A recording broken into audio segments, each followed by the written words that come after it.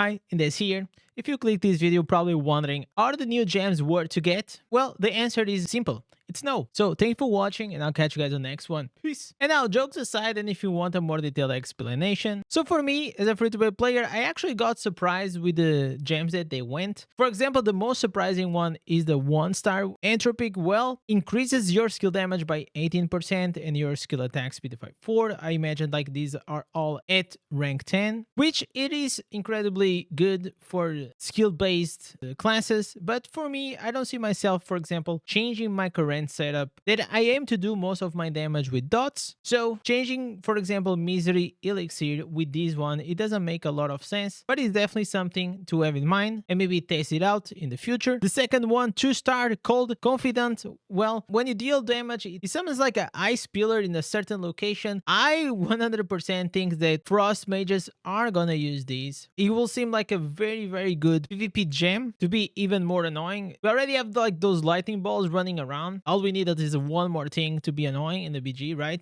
But either way, it feels like for that niche, I think this might be an interesting gem to look at it. But I will not put a lot of investment in it. Maybe try it out first with a rank 1 and then see how it goes from there. And then we have the new 5-star. It's called Wulfheort. I have no idea. Like, please do better names. This gem just feels like a attack speed bottle hope. So when you start attacking the target, you're gonna get a buff called Savage Heart in 46 seconds. And whenever you hit 5 stacks of the buff, not only gonna do like big damage on it, but also it's gonna grant you and your party a 14% increase of your attack speed and your all allies near you. So at the first sight, I know that attack speed, it is pretty incredible, especially if you're playing like a support class where you have like Bottle Hope and now you have this one. Having at least one person with these two buffs will definitely make your runs way faster. But again, I think this shares the same issue with the Bottle Hope, is that most of the times you only need one person to have it. So for me as a free-to-play, I don't see that I'm gonna have room to even consider it. The gems that I have in mind in the long run will be Bloodsoaked Jade, Rolling Consequence, and Starfire Shard. I think like those three are still like super rock solid top 3 gems in the game, not only for PvP, but also for PvE. So in general, they are not too worth it for the generic use, but that will definitely depend on the way you are building your character. And this is pretty much it. Gems aside, which was the most exciting, we also gonna have the next chapter of the main quest. This is always nice to keep expanding. For me, personally,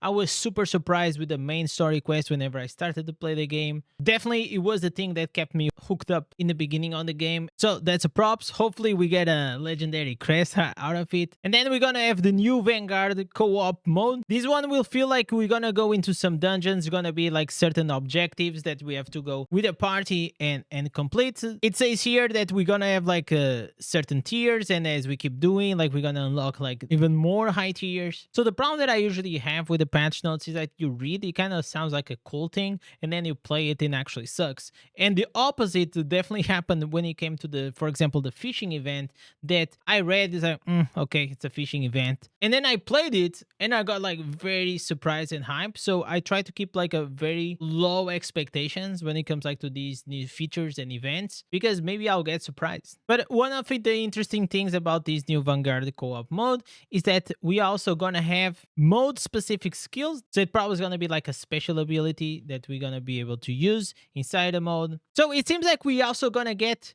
new reliquary affix for our weapons. If you saw with the introduction with the new game modes Ereban and Abyssal, we had for the gear pieces, head, helmets, chest, pants, new affix that most of them are pretty garbage. They just come to complicate even more the RNG to get your beneficial effects or the crit damage and all these things. And I feel, but I hope it doesn't happen again with the weapons. Please give us some sets that we are actually excited to chase. And please remove very niche magical attributes, or at least give us a way to roll our substats of the item, because sometimes like you have like this insane 3 out of 4 internal chest piece, but you don't have beneficial effect, and again it sucks. So if there is a way for in the future for us to do like in other games like Diablo 4 Path of Exile to go a bit beyond. So I feel like moving away a bit of this like super simplistic system that we have right now. We get a loot, we identify the loot, whatever we get is whatever we got. It just adds a lot of RNG, frustration. Most of the time, people don't even care